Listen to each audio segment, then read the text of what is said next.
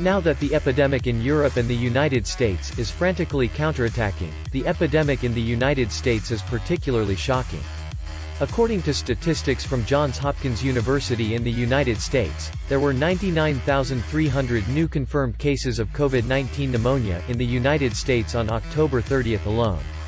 USA Today reported that, according to a one-month statistical survey in October, it was found that on average, an American tested positive for the COVID-19 every 1.2 seconds, and an average of 1 American died of COVID-19 pneumonia every 107 seconds.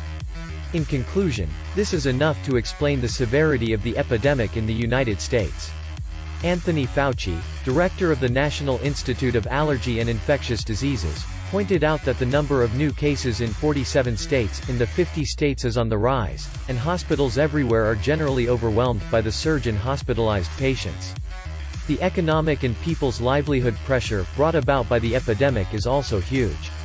Bloomberg analyzed that the surge in the COVID-19 infection rate, and the long-term deadlock in the new round of bailout negotiations may affect economic activities.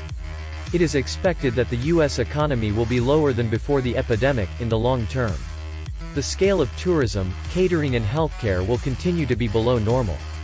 The economic downturn, enterprise production cuts, and people's unemployment are undoubtedly intensifying the internal contradictions of the entire American society.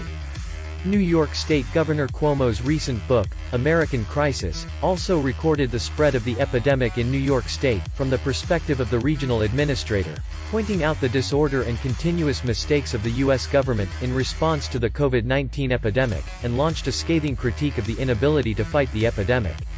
In his book, he pointed out that the U.S. federal government could not shirk the current dilemma in the fight against the epidemic in New York, and expressed dissatisfaction with the U.S. government's fight against the epidemic.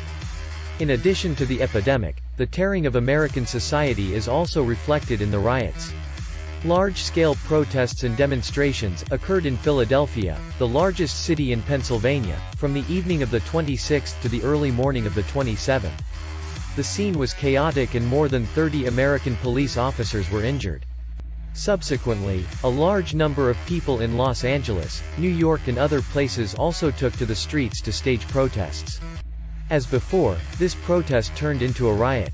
Many peaceful protesters, who protested against the black men shot by the police, have become mobs again, looting shops, setting fire to the streets, attacking police forces, and besieging police stations. The United States is now in an eventful period. There has been no progress in the fight against the epidemic, and riots in various places have occurred from time to time. In the face of fierce social conflicts, the U.S. government seems a little helpless and stuck in its own ruling deadlock.